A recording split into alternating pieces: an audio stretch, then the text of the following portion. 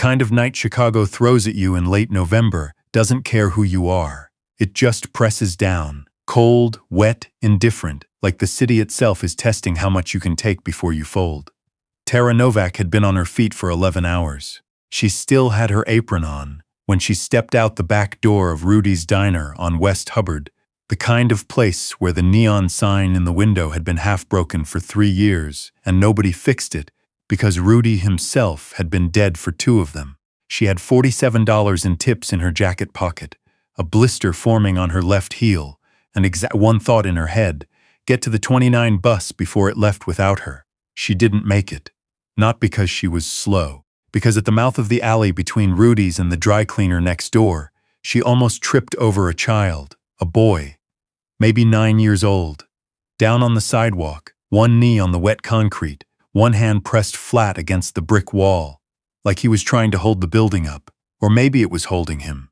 His blazer, and this was the detail that stopped her cold, was the kind a kid only wears when an adult made him. Dark wool, tiny buttons, not a child who picked his own clothes. Hey, Tara crouched down fast. Hey, are you okay? The boy didn't answer right away. His eyes were open but unfocused, that glassy look she recognized from the one time her younger brother had a seizure in the kitchen and scared their mother half to death. Not unconscious, not fully there either. I'm okay, the boy said. He clearly was not. What's your name? A pause.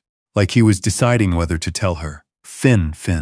She looked him over quickly. No visible blood, pale though, lips slightly gray. Where's your mom? Your dad? Finn's jaw tightened. Even at 9, even half-dazed on a wet sidewalk. Something about that question made him stiffen. I don't have a mom, he said, very flatly, the way kids say things that adults make a big deal about, and they've learned to just deliver without expression. My dad is. He stopped, swallowed. I have a phone, in my pocket. Tara already had her hand out before he finished the sentence. He reached into his blazer and produced a phone that cost more than her rent. Call Dad, Finn said. It's in the contacts. It says Dad. She found it. One contact, no last name, no photo. She hit call. It rang twice. Finn. The voice that answered was low and controlled, the kind of voice that had never, not once in its life, gone up at the end of a sentence to make it a question. It stated things. Even his son's name was a statement. Tara's mouth went dry, which surprised her, because she dealt with difficult men at Rudy's every single shift, and she prided herself on not being rattled. This isn't Finn, she said. My name is Tara Novak. I'm a waitress. I found your son in an alley on West Hubbard, near the diner where I work. He's conscious, but he doesn't look right. I think he might have hit his head or, I don't know. He says he's okay, but he's not. Silence. Not a confused silence. A calculating one. Don't move him, the voice said. Don't call anyone else. Stay exactly where you are. The line went dead. Tara looked at the phone. Then she looked at Finn. Is your dad far away? No, the boy said, with complete certainty. And then, quieter, he's never far. She sat down on the concrete next to him, her good work slacks, she thought briefly, then stopped caring and put her arm around his narrow shoulders. He was shaking slightly. She wasn't sure if it was cold or something else. She pulled her jacket tighter around him and they waited, and the Chicago wind came around the corner of the building and hit them both, and neither of them spoke. She heard the cars before she saw them. 3 black SUVs materialized out of the November dark, like they'd been there all along, and only now decided to let themselves be seen. They stopped at the mouth of the alley. The doors opened with that particular solid thunk that means weight, engineering, money. Men got out, 6 of them, maybe more, and Tara's instincts, honed by a decade of reading rooms, told her immediately that these were not the kind of men who got hired because they were friendly. The last man out of the middle vehicle was different. He wasn't bigger than the others, though he wasn't small either, maybe 6'1", broad across the shoulders, wearing a coat that had been made for him specifically, dark hair.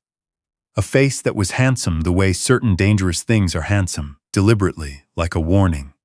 He was maybe 40. He moved through the cluster of men the way water moves through a gap, without effort, without announcing itself, arriving exactly where it intended to be. He went straight to Finn. He crouched down, this tall, expensive, frightening person, and took his son's face in both hands, and for 3 full seconds he said nothing at all. Just looked, checking. The expression on his face during those 3 seconds was not the face he wore when he stood up. Finn, low, even. What happened? I was dizzy, Finn said. I sat down. You sat down in an alley. I didn't want to fall down in the street. Something moved through the man's face. It was gone before Tara could name it. He stood, and one of the suited men immediately stepped forward and gathered Finn up with practiced efficiency. And Finn didn't protest, which told Tara he'd been in this arms before. Then the man turned to her. Tara Novak had looked a lot of people in the eye over the years. She stood up, slowly, deliberately, because she had done nothing wrong and she was not going to scramble to her feet like she was guilty of something, and met his gaze. His eyes were gray, the specific gray of winter sky right before it does something you weren't prepared for. Tara Novak, he said. It was strange, hearing her own name in that voice, like being filed somewhere. That's me, she said. You found him. I almost tripped over him, technically. A beat. The corner of his mouth moved almost imperceptibly. You stayed. Of course I stayed. He's a kid. He watched her for a moment with an expression she couldn't read. Then, get in the car. Tara blinked. I'm sorry. I need to ask you some questions. Get in the car. I don't.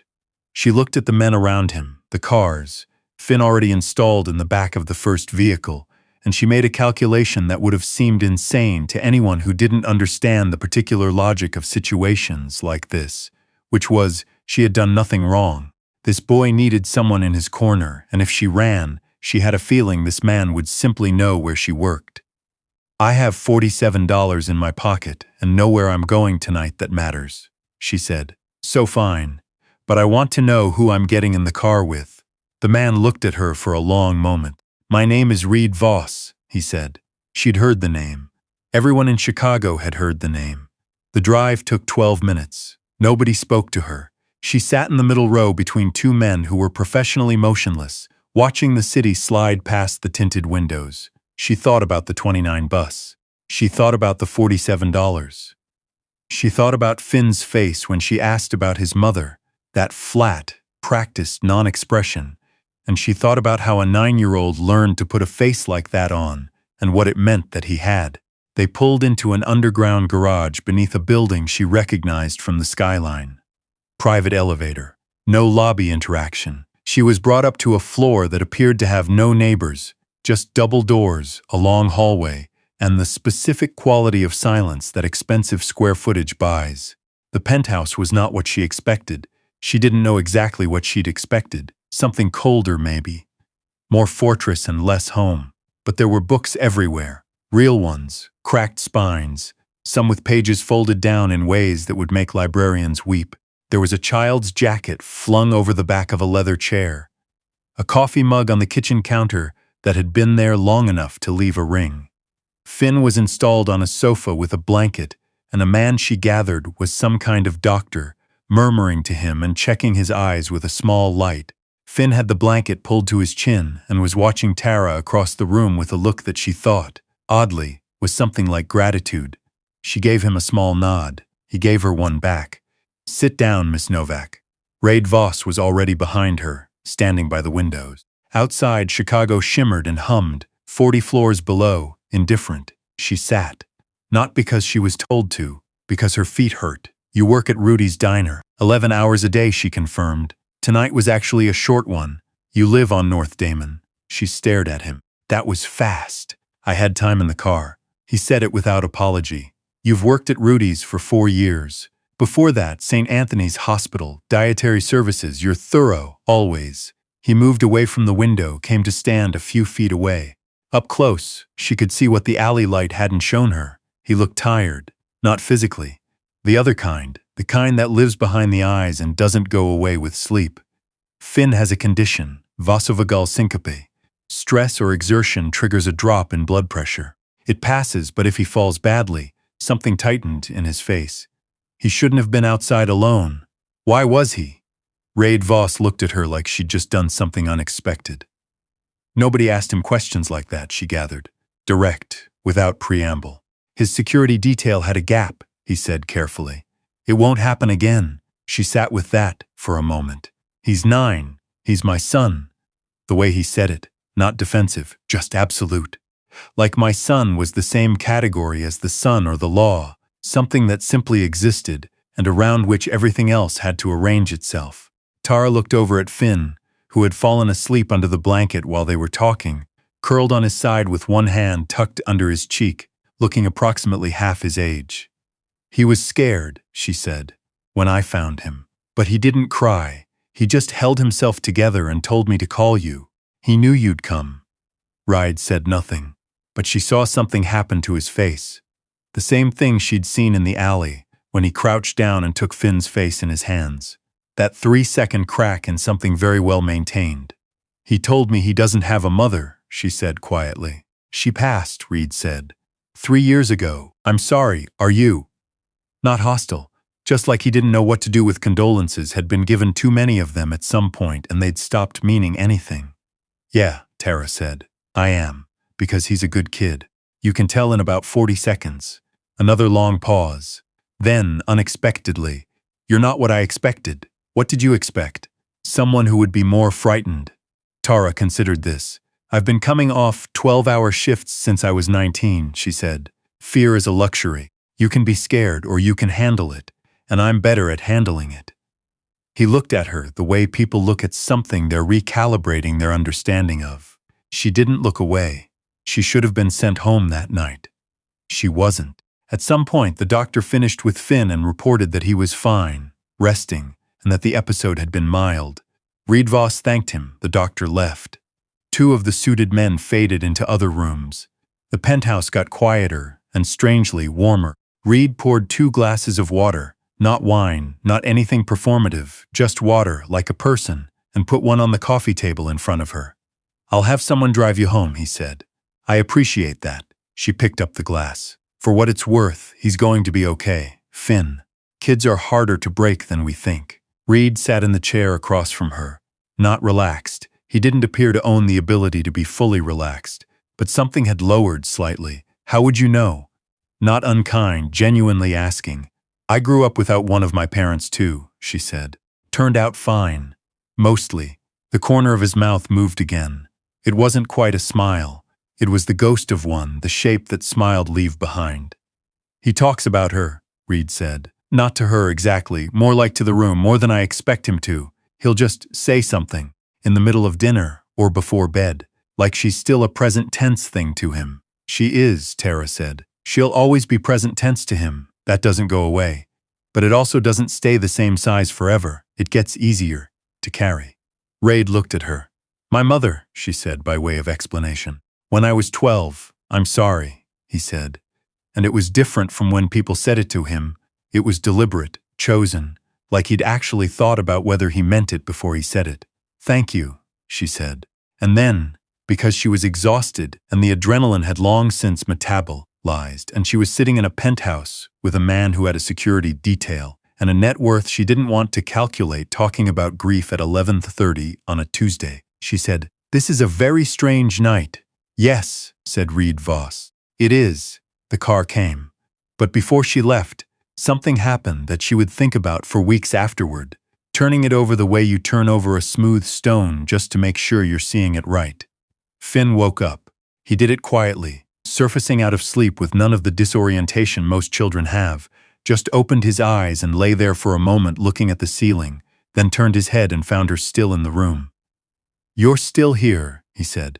"Just leaving," Tara said. "Oh," he sat up slightly. "Thank you. For staying, of course." She stood. "You're going to feel better tomorrow." Finn looked at her with an expression that was very old for his face. "Do you work at a diner?" he said. "I do. Is it good?" She thought about 11 hours and $47 in her left heel. "The pie is good," she said. "Come in sometime. I'll make sure you get the big slice." Something happened to the boy's face. Not a smile exactly. Something more complicated and more real. Like he wasn't used to people saying things like that to him. Casual things, diner things. The kind of offer that doesn't cost anything and doesn't mean anything except you're welcome here. She left. That should have been the end of it.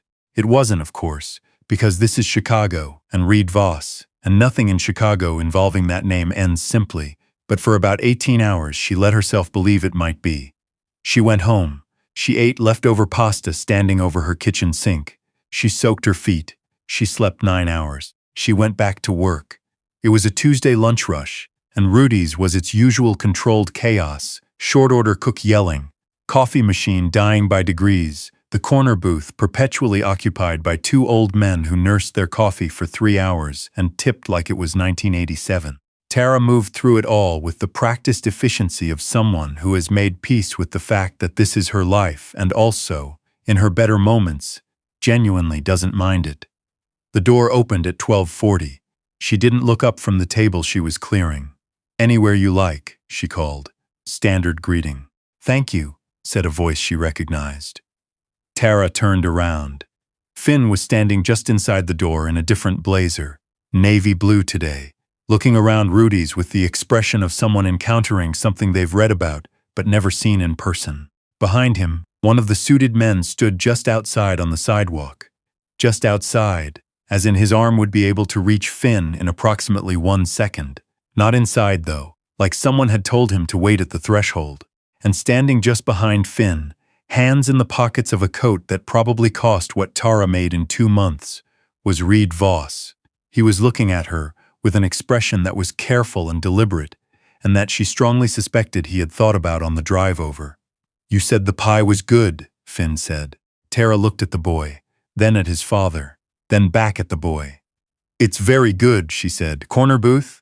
"Corner booth," Finn agreed, with great seriousness, and walked toward it like he'd been coming here his whole life. Reed Voss crossed the diner. He stopped in front of her, close enough that she had to look up slightly, and he said, quietly enough that it was only for her, "He asked about you this morning, at breakfast." Tara absorbed this. "He barely knows me." "I know," Reed said. And then, after a pause that held more weight than it probably should have, "Neither do I." He went to the corner booth. He sat across from his son. He picked up the laminated menu that hadn't changed in 11 years and appeared to actually read it. Tara stood in the middle of Rudy's diner with a rag in her hand and $47 in her pocket, and a blister still forming on her left heel, and she thought, "This city." Then she went and got them coffee. Because that's what you do. Because sometimes the most extraordinary things in the world arrive through the most ordinary doors, and the only real question is whether you're willing to keep them. She didn't know, standing there, what was coming. She didn't know that a man named Roy Strand, who had 3 outstanding reasons to want Reed Voss in the ground and had recently acquired a 4th, was at that moment making calls from a hotel room 12 blocks away. She didn't know that Finn's gap in security the night before had not been an accident. She didn't know that 2 of the men she'd ridden upstairs with had reported her name, her address, and her work schedule to someone who would find that information useful. She knew Rudy's was out of cherry pie and she should have ordered more. She found out about the rest of it 6 days later, on a Sunday, when she showed up to her morning shift and found Reed Voss already standing outside the diner at 6:45 a.m., leaning against a black car in the gray early light, looking like he hadn't slept. "We have a problem," he said, when she was still 10 feet away. She stopped, looked at him. The careful man who stated things was, for the first time, asking something with his eyes, asking whether she was going to run or whether she was going to stand there on the sidewalk and hear what he had to say. She thought about the bus she almost caught, the alley, a boy in a blazer holding himself together against a brick wall. "Okay," she said. "Talk." He talked. The short version, the version she could absorb standing on a sidewalk in the November cold, was this: someone had used Finn's medical episode to draw Reed out of a secured location. It hadn't worked, but it had told Roy Strand's people that Finn was a more accessible point of pressure than they'd expected. And 6 days ago, a woman who had stayed in that alley, given her real name, and climbed into those cars had become, functionally, a person of interest to people who considered Reed Voss their enemy. "What does that mean for me?" Tara asked. "It means," Reed said carefully, "that for the next several weeks you are safer close to me than far from me." Tara looked at him for a long moment. "I have a shift in 20 minutes, she said. "I know, I can't just, I know." He held her gaze. "I'm not asking you to disappear. I'm asking you to let me make sure you're not alone." A pause. "It's the least I owe you." She thought about what she owed, her rent, her electric bill, her brother's student loan she'd co-signed 3 years ago. She thought about the $47 and the number she didn't have time to feel frightened on. She thought about Finn saying thank you for staying. "You're going to owe me a lot more than this," she said. Something that was almost. A full smile crossed Reed Voss's face. It changed it. She filed it away. "Yes," he said. "I expect I will." In the weeks that followed, Tara Novak learned things about herself that the previous 31 years had not found occasion to teach her. She learned that she was, under pressure, surprisingly calm, that she could read a room with people in it who had weapons, the way she'd always read a Saturday dinner rush, by moving before she needed to, by knowing where everyone was, by not panicking when something spilled. She learned that Roy Strand's men were not as competent as they were paid to be, and that the particular weakness in their operation was the same weakness in most bad plans, which was that they underestimated someone they'd decided wasn't worth worrying about. She learned that Reed Voss was a man who had built his entire life around the premise that trust was transactional and that proximity was a liability, and that this made it profoundly difficult for him to accept that someone had simply stayed in an alley on a cold night and not wanted anything for it. She learned that Finn was, as she'd suspected, a very good kid. Observant, dry-humored, careful with his affections, which made the moments when he wasn't careful with them feel like something you'd want to preserve somehow. And she learned, slowly, awkwardly, in the way that things worth learning always seem to announce themselves slightly, after you've already started depending on them, that she had not planned for any of this, and that it was too late to go back to just the pie and the laminated menus and the 11 hours and the $47. Not because it had been taken from her, because she'd stayed.